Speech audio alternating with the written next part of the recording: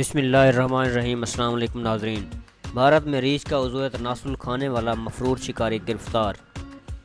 برسوں کی کوششوں کے بعد انڈین پولیس ایک بدنام زمانہ شکاری کو گرفتار کرنے میں کامیاب ہو گئی، جن پر الزام ہے کہ وہ ریچھوں کو ہلاک کر کے ان کے عضو تناسل کھا جاتے تھے۔ اس مبینہ شکاری کی گرفتاری کو نہایت اہم کامیابی کے طور پر دیکھا جا رہا ہے۔ جارلن نامی شکاری گزشتہ کئی برسوں سے مفرور تھے۔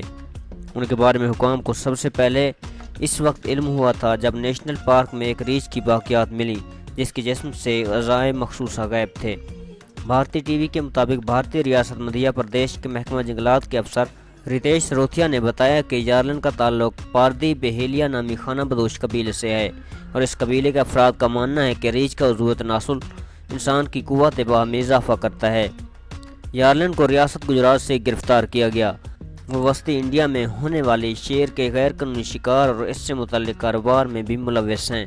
جارلن وسطی اور مغربی انڈیا میں خطرے یا معدومیت کے شکار جنگلی جانوروں بشمول شیروں کے شکار اور غیر قانونی خرید و فروخت کے کئی کیسز میں بھی مبینہ طور پر ملوث ہیں۔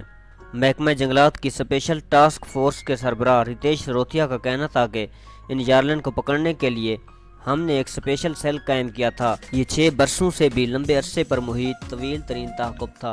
جارلن کے خانہ بدوش قبیلہ ریاست مدھیہ پردیش کے جنوبی علاقوں میں رہتا ہے اور جنگلات میں رہنا پسند کرتا ہے، جبکہ گزر اوقات کے لیے اس قبیلے کے افراد شکار پر انحصار کرتے ہیں۔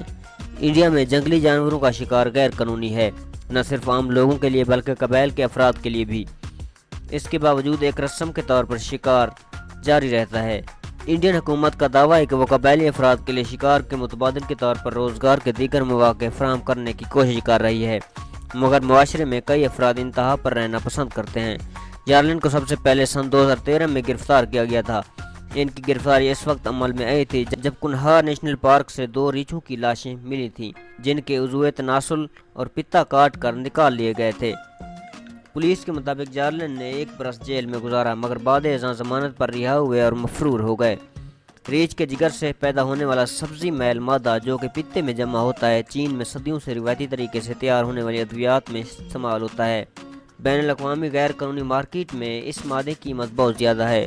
ریتیش سروتیا کے مطابق جارلن کے خلاف مہاراشٹرا اور مدھیہ پردیش میں جنگلی حیات کے تحفظ کی دفعات کے تحت 6 مختلف کیس درج ہیں۔